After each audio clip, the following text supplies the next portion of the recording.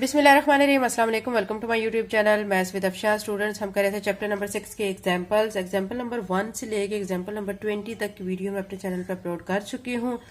आज की वीडियो में रिमेनिंग एग्जांपल्स करेंगे, एग्जांपल नंबर 21 से 26 तक।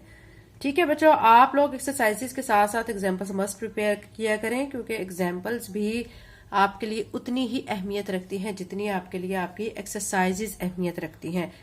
क्योंकि SLO बेस पे बच्चों पेपर्स बनते हैं। आप जो कंफ्यूज हो रहे होते हैं कि मैंने सारी तैयारी की थी लेकिन पेपर में पता नहीं कहाँ से क्वेश्चंस आ गए हैं और वो तो मुझे आते ही नहीं थे, वो तो हमारी एक्सरसाइजेस में शामिल नहीं थे। तो ऐसा कुछ भी नहीं होता, वो आपकी एग्जाम्पल से आए हुए होते हैं। ठीक है, तो अगर आप एग्जाम्पल्स भी प्रिपेयर करते हैं, एक्सरसाइजेस भी प्रिपेयर करते हैं, तो फिर आपके फुल मार्क्स जो हैं वो कंफर्म है। ठीक है, तो आप एग्जाम्पल्स मस्ट प्रिपेयर करें। एग्जाम्पल नंबर 21 करते हैं। Arham buys an article. Arham एक आर्टिकल 5,000 रुपए का खरीदता है, ठीक है, और 5% उस पर टैक्स अदा करता है। He sells the same article for Rs 7,000। वो इसी तरह का आर्टिकल जो है वो 7,000 में बेचता है। ठीक है, एंड चार्जेस 7% उस पर टैक्स जो है वो चार्ज करता है। Find the value added tax paid by Arham. Arham ने क्या उस पे वैल्यू एडिड टैक्स को पे किया, ये आपने क्या करना है, फाइंड करना है। तो सोल्यूशन में क्या करेंगे बच्चों, कॉस्ट ऑफ आर्टिकल लिखेंगे 5,000। जो टैक्स पेड बाय अरहम है वो 5% है। ठीक है, तो अब हम क्या करेंगे, 5/100 लिख के मल्टीप्लाई बाय 5,000। 2 से कट कर देंगे, बाकी रह जाएगा 50। इसको 5 से मल्टीप्लाई करेंगे तो 250 आ जाएगा। ठीक है, अब सेलिंग प्राइस ऑफ आर्टिकल देखते हैं। वो हमें गिवन है 7,000। उस पे जो टैक्स चार्ज हो रहा है वो 7% है। हम क्या करेंगे, 7/100 करके मल्टीप्लाई बाय 7,000 करेंगे। 2 से कट कर देंगे, बाकी रह जाएगा 70 को 7 से मल्टीप्लाई करेंगे तो 490 आ जाएगा। ठीक है, तो फिर वैल्यू एडेड टैक्स जो है वो आप कैसे फाइंड करेंगे, tax charge minus tax paid. जो टैक्स चार्ज हुआ है और जो टैक्स पे किया गया है, मतलब आपके जो ये टर्म 490 आई हुई है माइनस ये 250 को इसमें से माइनस करेंगे तो टोटल जो वैल्यू एडेड टैक्स जो है वो 240 आ जाएगा। ठीक है, बहुत इजी एग्जांपल थी। एग्जांपल नंबर 22 करते हैं। यहाँ पे देखें बच्चों, आपको कहा जा रहा है Talal make a commission of 8% on sale of each laptop at store. यानी तलाल का क्या है, एक लैपटॉप का स्टोर है। वो वहां पे एक लैपटॉप को जब बेचता है तो 8% उसको कमीशन मिलता है।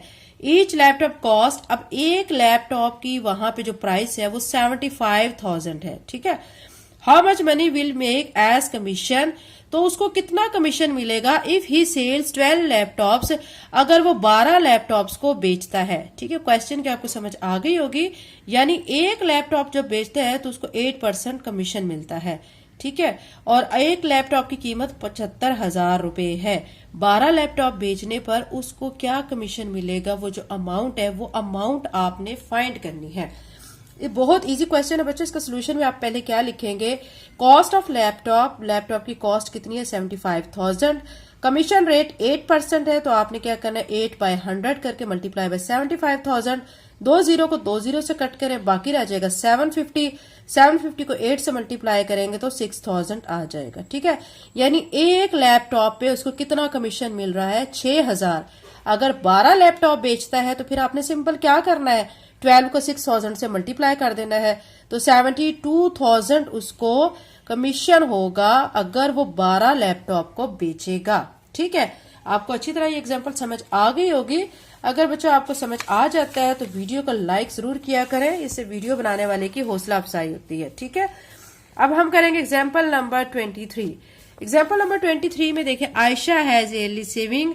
आयशा हर साल जो है वो कितना सेव करती है, 75,000 रुपए। ठीक है, what is the amount of ज़कात। अब जाहिरी बात है बच्चों, आपको पता है कि कोई अमाउंट हमारे पास सेव होती है। ठीक है, एक खास मिकदार में, अगर वो हमारे पास एक साल का अरसे से ज्यादा गुजर जाता है या एक साल का अरसा होता है और वो हमारे पास मौजूद होती है तो उस पर ज़कात वाजिब हो जाती है। ठीक है, अब जैसे कि अगर हमारे पास ये देखें, आपको यहाँ पे इस बॉक्स में दिखाया गया है 7.5 तोला जो है गोल्ड। ठीक है, 7.5 तोला ऑफ गोल्ड एंड 52.5 तोला ऑफ सिल्वर, यानी अगर आपके पास 7.5 तोला जो है वो सोना या 52.5 तोला चांदी मौजूद है तो इस पे आपको ज़कात अदा करनी पड़ती है। ठीक है, अब यहाँ पे देखें आयशा के पास एक साल में जो जमा की हुई रकम है वो 75,000 है, तो इस पर उसको कितनी ज़कात देनी होगी ये आपने फाइंड करना है। ठीक है, अब ज़कात के लिए देखें यहाँ सोल्यूशन में आप क्या करेंगे, ऑन 100 रुपीज, अगर 100 रुपीज है तो 100 रुपीज पे हमें 2.50 रुपीज की ज़कात देनी होती है। ठीक है, 1 रुपीज पे करने के लिए फाइंड तो हम 2.50 को डिवाइडेड बाय 100 करेंगे। अब यहाँ पे 2.50 डिवाइडेड बाय 100 मल्टीप्लाई बाय 75,000 लिखेंगे, 20 से कट करेंगे, बाकी रह जाएगा 750, इसको 2.5 से मल्टीप्लाई करेंगे तो 1,875 रुपए आयशा को ज़कात देनी होगी। ठीक है, एग्जाम्पल नंबर 24 कर लेते हैं। एग्जाम्पल नंबर 24 में देखें क्या कहा जा रहा है। इफ अ मैन पेज, अगर एक आदमी 625 रुपए ज़कात के देता है, what are his yearly saving. अब आपको ये बता दिया गया है कि ज़कात की अमाउंट है 625 अगर एक आदमी दे रहा है। ठीक है, आपने उसकी सालाना सेविंग फाइंड करनी है। ऊपर क्वेश्चन में आपको दिया गया था क्या था, आपको आयशा की सालाना जो है वो सेविंग दी गई थी, आपने उस पर ज़कात की अमाउंट फाइंड करनी थी।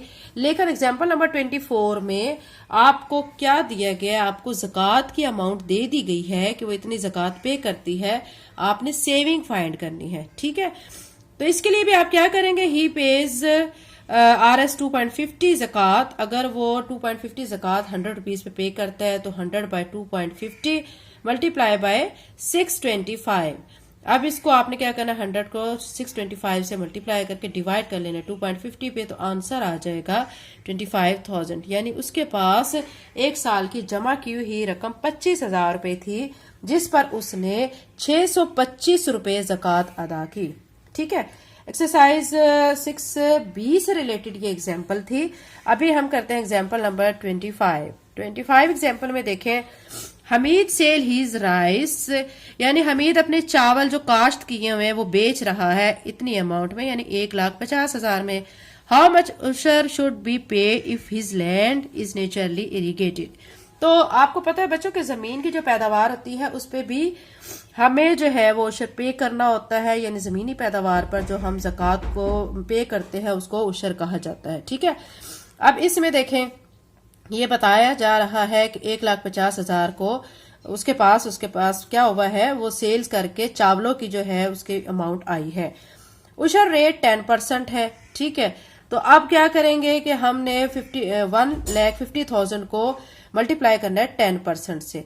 आपको पता है अभी ये चीज, इस चीज से आप कंफ्यूज ना होना। ठीक है, अब यहाँ पे आप क्या लिखेंगे, 1,50,000, ठीक है, मल्टीप्लाई बाय 10% है तो 10 लिख के नीचे 100 लिख देंगे। ठीक है, 20 को 20 से कट करें, बाकी आपका ये जो रह जाएगा, ठीक है 1500, इसको आप 10 से मल्टीप्लाई करेंगे तो 15,000 जो है वो अमाउंट आ जाएगी। ठीक है, एग्जाम्पल नंबर 26 करते हैं। Adnan farm is irrigated by tubewell, Adnan का जो फार्म है उसको जो जमीन पानी दिया जा रहा है ट्यूबवेल के जरिए, अगर वो उसको मतलब 5,500 रुपए पे करता है एज उशर, ठीक है, on his sugar cane crop, यानी गन्ने की अगर उसकी फसल है उस पर।